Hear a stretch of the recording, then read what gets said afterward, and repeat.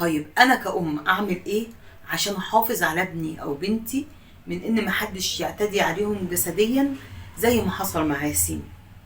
هقول لكم في الفيديو ده هتقدروا ان انتوا تعرفوا كويس قوي ازاي تربوا ولادكم من وهم في اللفة لغاية ما يوصلوا لمرحلة المدرسة، بحيث ان هم لو اي حد حاول يعتدي عليهم جسديا يعرفوا ياخدوا حقهم، يعرفوا يتكلموا، يعرفوا يقولوا ده متحرش امسكوه. طيب يا ست سماح، انت عماله تتكلمي وتقولي ربوا اولادكم تربيه جنسيه سليمه. طب نعمل ايه واحد اتنين تلاته روشته نتبعها عشان نوصل ولادنا ان احنا نحافظ عليهم وما يحصل لهمش زي اللي حصل لياسين؟ هقول لكم، بس اصبروا معايا لاخر الفيديو عشان هتستفيدوا. ويا ريت نعمل شير للفيديو عند كل الناس اللي نعرفهم، عشان والله هتستفادوا من الفيديو وهتعلموا ولادكم بمنتهى السهولة ازاي يحافظوا على نفسهم ويعني ايه تربية جنسية سليمة.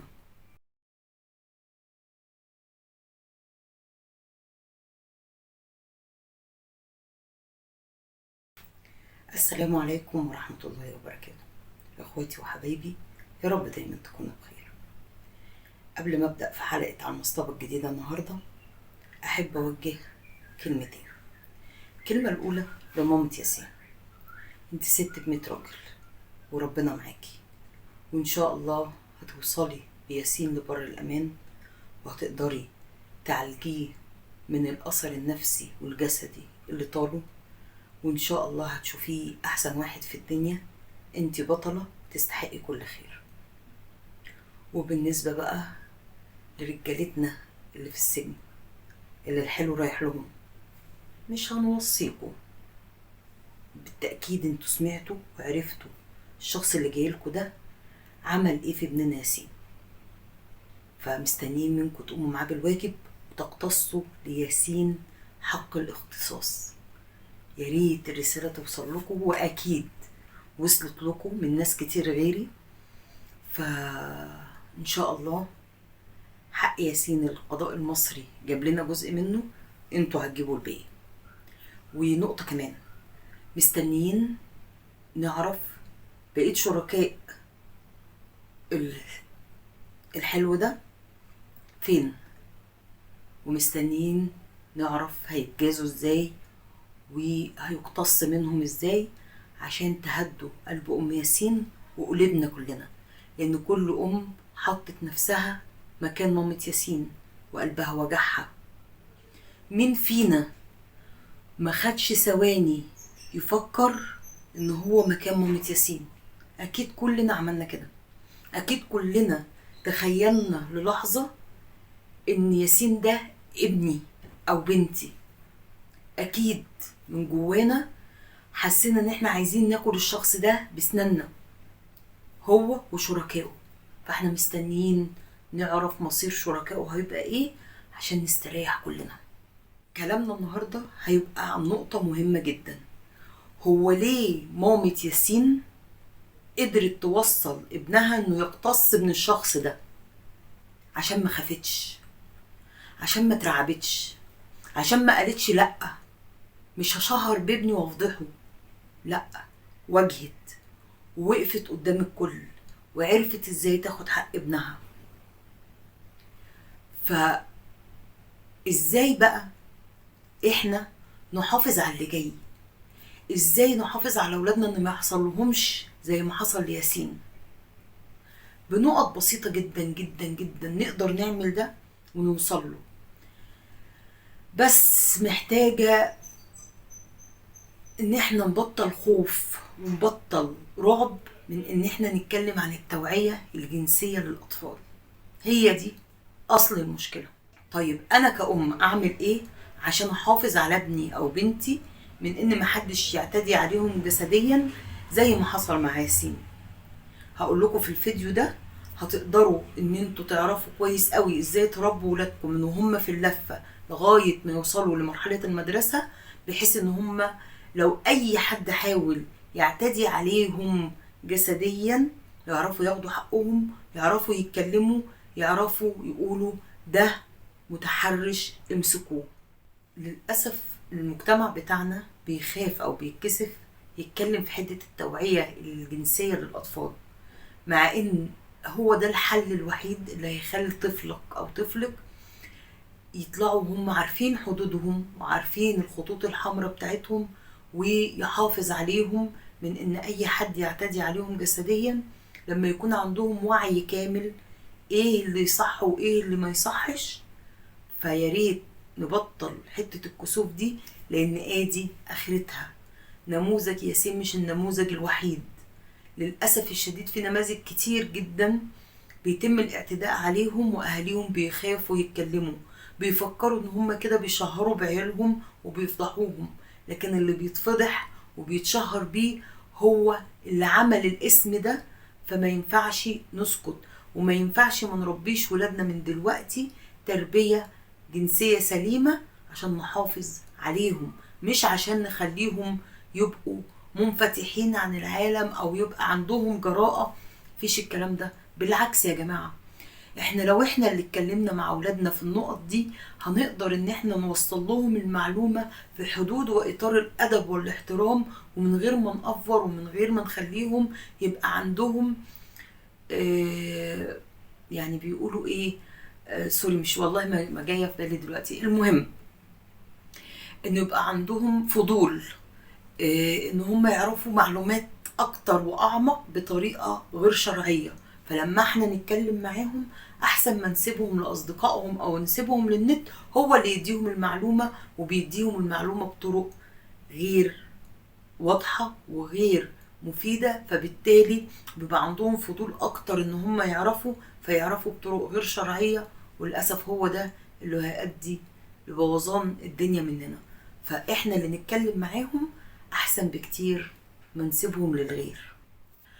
اول نقطة حابة اتكلم فيها في الموضوع ده ان الاعتداء الجنسي مش بس معناه الاغتصاب، لا، في لمسة تعتبر اعتداء جنسي، وممكن اللمسة دي تحصل قدام الكل بس محدش فاهمها.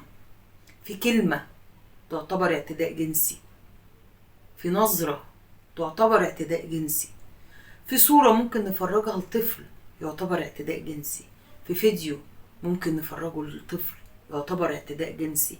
فما نحصرش الموضوع في حتة الاغتصاب، لا، لازم نبقى واعيين وشايفين كويس ولادنا قاعدين مع مين، بيتكلموا مع مين، تصرفات اللي حوالينا ايه مع ولادنا. المصيبة السوداء ان اللي بيعمل ده مش بس الغريب، بالعكس الغريب هيخاف يعمل ده مع ولادنا عشان مش ضامن رد فعل الطفل هيبقى عامل ازاي. لكن الطامة الكبرى والمصيبة الكبرى ان ده ما بيحصلش غير من اقرب المقربين، فدي لوحدها مشكلة كبيرة جدا. طب ايه قصدك، ان احنا بقى نخاف ونبعد عن الناس ومش عارف ايه؟ لا خالص، بس نحترس، نخلي بالنا، نركز في تصرفات اللي حوالينا، ما نسيبش ولادنا تحت اي بند مع حد برايا انا وامه، الاب والام. في حد تالت هيقعد مع الطفل يبقى لازم واحد فيهم قاعد معاه، مفيش حاجة اسمها اصله ده صاحبي وانا هسيب ابني معاه، اصل انا رايح مشوار مع مراتي، اصل ده مش عارف قريبه مين، اصل ده مش عارف. لا، ما بقاش في الكلام ده دلوقتي. خافوا على اولادكم من القريبين، خلي عندكم حذر وحرص في التعامل عشان ما تجيش بعد كده وتندم. طيب يا ست سامح، انت عماله تتكلمي وتقولي ربوا اولادكم تربيه جنسيه سليمه، طب نعمل ايه 1 2 3 روشته نتبعها عشان نوصل ولادنا ان احنا نحافظ عليهم وما يحصل لهمش زي اللي حصل لياسين؟ هقول لكم، بس اصبروا معايا لاخر الفيديو عشان هتستفيدوا، ويا ريت نعمل شير للفيديو عند كل الناس اللي نعرفهم، عشان والله هتستفادوا من الفيديو وهتعلموا ولادكم بمنتهى السهولة ازاي يحافظوا على نفسهم ويعني ايه تربية جنسية سليمة. بصوا يا جماعة، الموضوع ما هو الصعب، في نقط صغيرة جدا وتفاصيل صغيرة لو ركزنا معاها من اول ما الطفل ما بيبقى بيبي صغير لغاية ما يوصل للمدرسة واتبعنا النقط دي وطبقناها مع اولادنا، عمر ما حد هيقدر يتخطى حدوده مع طفلك مهما كان هو مين ومهما كان الاعتداء ده شكله عامل ازاي.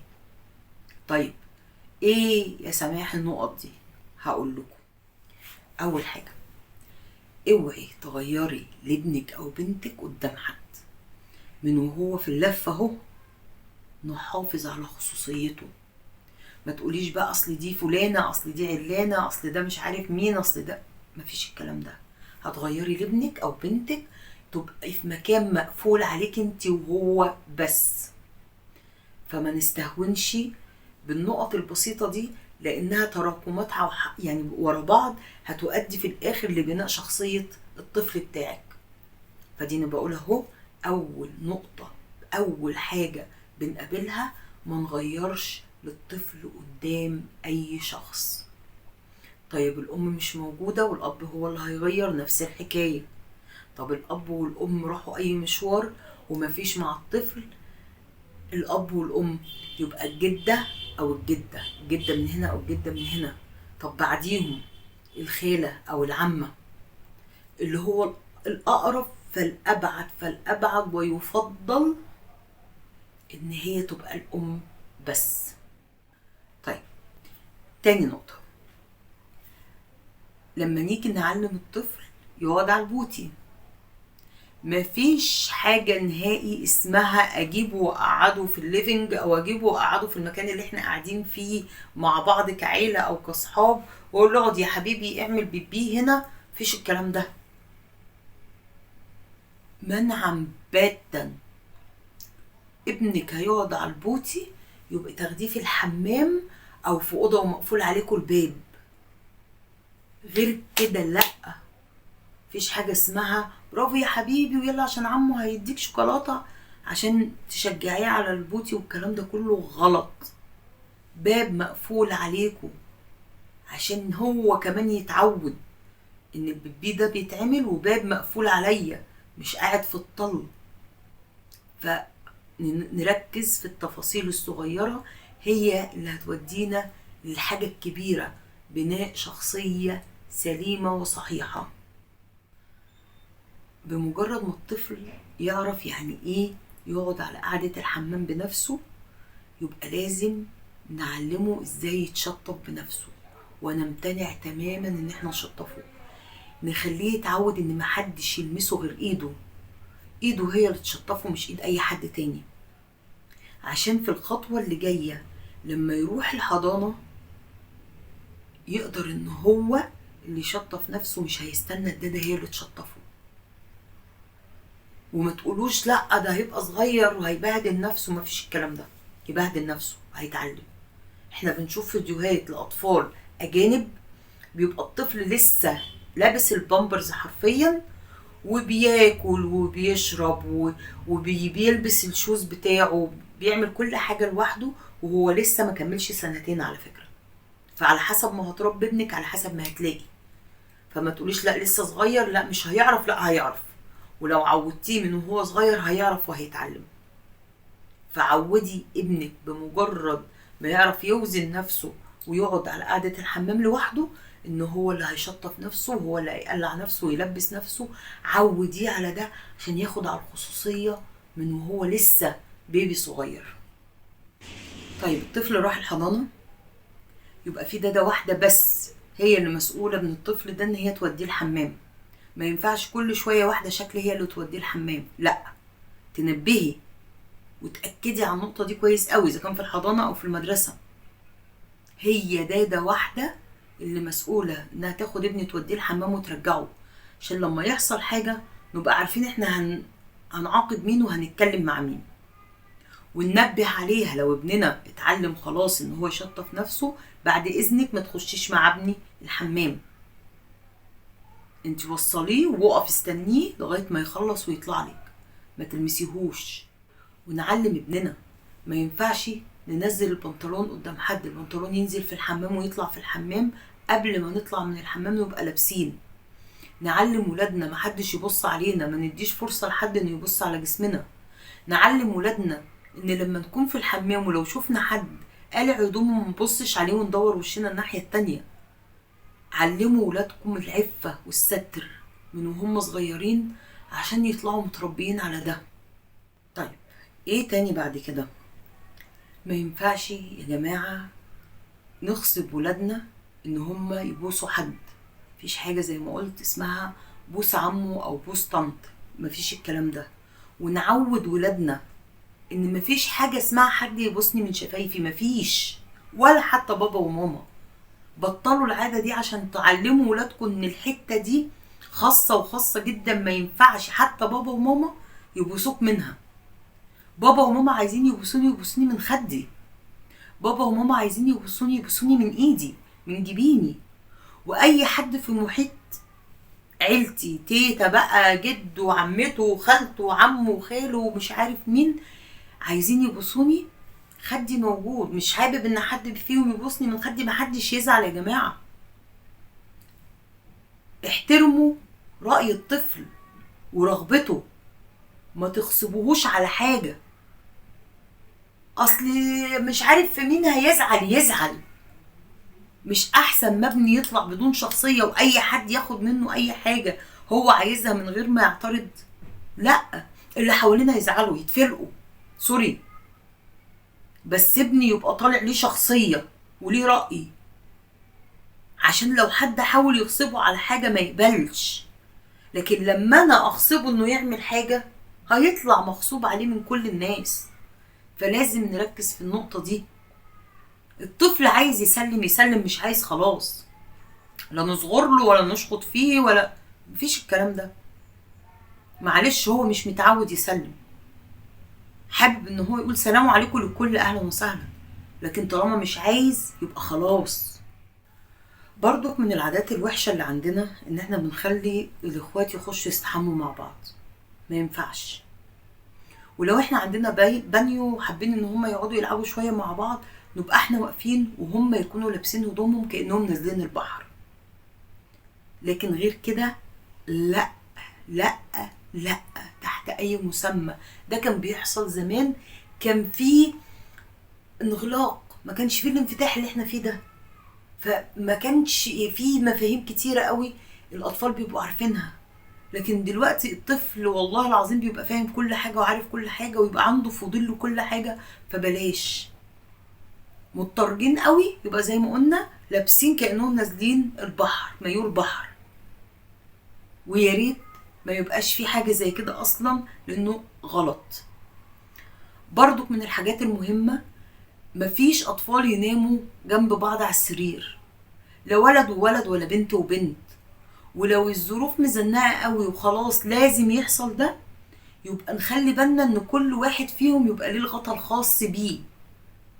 دي برضك من النقط البسيطة جدا بس بتفرق جامد جدا. بصوا يا جماعة، اهم نقطة في الموضوع كله واللي بيتبني عليها الاساس بتاع تربية طفلك، انك ما تجبروش طول الوقت انه يسمع كلامك. تجبره انه يسمع كلامك في كل حاجة. مفيش حاجة اسمها نقاش، مفيش حاجة اسمها انك تختار، مفيش. طفل كده انت بتنزع شخصيته، بتنزع كرامته، بتخليه بلا هوية. فما تجيش بعد كده تزعل ان في حد بيعتدي عليه او في حد بيجبره انه يعمل حاجة هو مش عايزها، ما انت اللي ربيته على كده. فما نربيش عيالنا على الطاعة العمياء ونرجع نزعل لما نكتشف ان هما كانوا طاعة عمياء برضو مع حد بيجبرهم على حاجة احنا مش حابينها. فلازم ندي مساحة لولادنا ان يبقى ليهم رأي، يبقى ليهم كلمة، يبقى ليهم شخصية. ما بقولش ان احنا نسيب الحبل على الغارب زي ما بيقولوا، لا، بس يبقى فيه نطاق للمساحة انه يقول رأيه، انه يقول لا، انه يعترض على حاجة مش عاجباه، عشان نطلع شخصيته متكاملة بالشكل ده. فيقدر لو حد من بره جه يفرض عليه حاجة هو مش حاببها، لان احنا ربناه من صغره ان ده ما ينفعش وان ده عيب وان ما ينفعش حد يبوسنا، ما ينفعش حد يلمسنا، ما ينفعش نرفع هدومنا قدام حد. لو حد حاول يرفع هدومك او يلمسك او يبوسك غصب عنك، صوت ولم عليه الناس وقول للي حواليك اللي هو حاول يعمله. فبالتالي يبقى انت كده بنيت شخصية متكاملة، ربيته من صغره على العيب واللي ما يصحش والحدود بتاعت اللي حواليه معاه والخطوط الحمراء بتاعته وبتاعت جسمه، وفي نفس الوقت ربيته انه ليه كلمة وانه ليه اختيار وانه له شخصية. فكده انت قفلت الدنيا على المعتدي، مش هيقدر يعمل حاجة مع ابنك او بنتك. فخلوا بالكم، النقط دي كلها يا جماعة هتبان نقط صغيرة قوي وتافهة، وممكن الناس يقولوا ايه يا ست اللي انت بتقوليه ده، او ايه النقط اللي انت بتقولي عليها دي، ده حاجات عبيطة وملهاش لازمة. صدقوني النقط دي لو جمعناها مع بعض في الاخر هتلاقوا شخصية هتقدر تقف قدام اي حد ممكن يفكر يعتدي على حريتهم او جسمهم او شخصيتهم. بس انتوا طبقوا النقط دي صح ومن الصغر، وانتوا هتشوفوا الدنيا هتمشي مع ولادكم ازاي، وهتبقوا حافظتوا عليهم في وش اي واحد ما عندوش لا ذمه ولا ضمير ولا دين ولا اخلاق يفكر بس انه يقرب من ولادكم. وما يجيش حد يقول لي انا اطفالي كبروا على الحاجات دي، وانا طفلي بقى في اولى ابتدائي، انا طفلي بقى في تانية ابتدائي. عودوا من اللحظة دي على النقط الأساسية والرئيسية اللي اتكلمنا عليها. لو انت ما كنتش ربيته عليها من الصغر، ابدأ ازرعها فيه، ابدأ فهمه، ابدأ اقعد معاه واتكلم معاه. ابدأ لو عنده سؤال هو خايف يسأله، شجعه انه يسأل، وشجعه انه يتكلم، وشجعه انه يعرف المعلومة منك بدل ما يعرفها من بره وتأثر عليه بالسلب. عرفها له انت وأثر عليه بالإيجاب، وفهمه دنيته تمشي ازاي، وفهمه حدوده وحدود الآخرين معاه من اللحظة اللي انت فيها دي. ما تقولش خلاص الوقت فات، لأ، ابدأ من دلوقتي والحق الباقي من ابنك، وابدأي من دلوقتي والحق الباقي من بنتك. احنا في مجتمع صعب وفي فترة صعبة جدا جدا جدا، فمحدش يقول الموضوع مش مستاهل. لا، الموضوع مستاهل ومستاهل قوي. اللي احنا شفناه في ياسين وفي غيره مش عايزين نشوفه في باقي ولادنا. فارحموهم وعلموهم صح وربوهم صح، وبطلوا كلمة لا عيب ولا ما ينفعش ولا احنا مكسوفين نتكلم معاهم في النقط دي. لا، خلوكوا واضحين وصراحة مع ولادكوا احسن ما تندموا في المستقبل.